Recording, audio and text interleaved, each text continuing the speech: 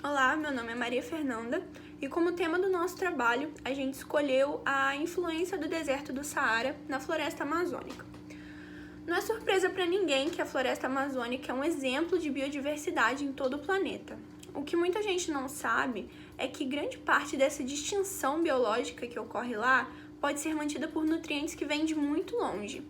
Então, nosso propósito com esse vídeo é tentar explicar como é que um dos maiores desertos do mundo, localizados no norte da África, pode ser capaz de beneficiar e ser essencial no clima e na vegetação da maior floresta tropical do mundo, a uma distância de pelo menos 5.000 quilômetros um do outro. Segundo alguns cientistas, esse é um fenômeno que ocorre todos os anos no período de fevereiro a maio e começa com um transporte de poeira da parte mais ocidental do deserto até Manaus. E ocorre nesse período de tempo porque é quando a zona de convergência intertropical, que são sistemas meteorológicos tropicais que se caracterizam por uma banda de baixa pressão e encontro de ventos gerados pela rotação da Terra, fica ao sul de Manaus, o que acaba favorecendo o transporte de massas de ar. Então, para começar a explicar como esse processo acontece, a gente vai ao clima do Saara, que proporciona um fenômeno que pode ser nomeado de litometeoro, que nada mais é que a resultante da suspensão e transporte de partículas sólidas pela atmosfera. E no caso do Saara, é também conhecido como tempestade de areia. A maioria delas aparecem naturalmente, e um dos fatores de sua aparição é a grande diferença de temperatura ao longo da manhã, podendo estar 30 graus Celsius às 8 horas da manhã e ao meio-dia já está 80. Então, essa grande diferença de temperatura que ocorre em muito pouco tempo, esse superaquecimento, acaba quebrando a camada fria que existe nas primeiras horas do dia, o que acaba originando ventos muito fortes que podem atingir até 100 km por hora. Esses ventos levantam uma quantidade de poeira muito significante. E, além disso, outro fator que pode ser observado é a umidade muito baixa que existe no deserto, que permite também a suspensão de partículas sólidas.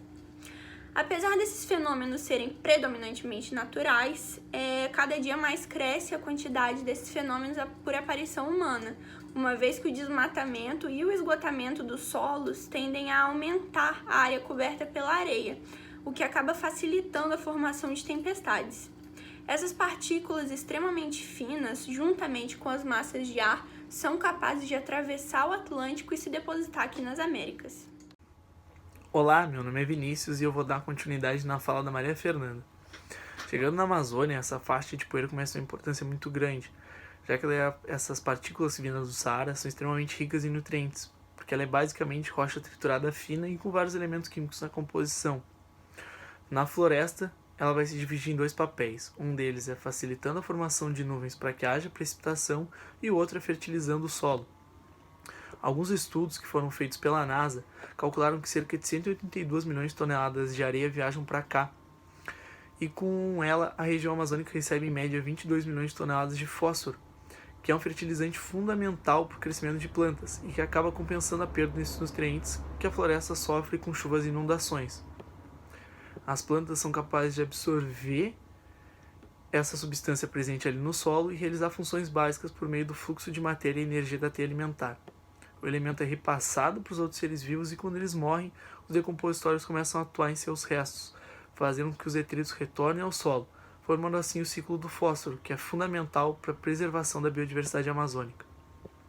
Para que haja chuva, são necessários 3 elementos: vapor d'água, condições termodinâmicas ideais e partículas sólidas, para que sirvam de meio para o vapor condensar.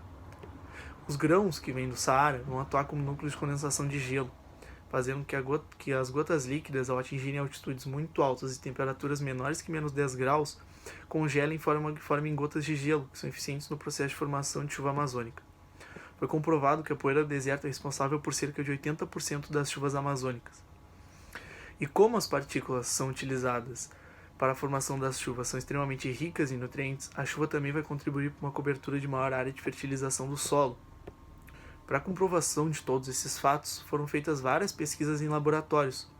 Como exemplo, cientistas coletaram amostras dessas partículas e injetaram em uma câmara especial, que é capaz de simular a formação de nuvens com grandes altitudes verticais geralmente as responsáveis pelas chuvas torrenciais, que caem na região. Além disso, também foi feito um teste com a amostra coletada na floresta em relação à areia do Saara, e procuravam nela semelhança entre os elementos químicos, como alumínio, silício, manganês e ferro. Foi descoberto que existe sim semelhança com a correlação com as massas de ventos vindas naquela época, e eram sim poeiras africanas.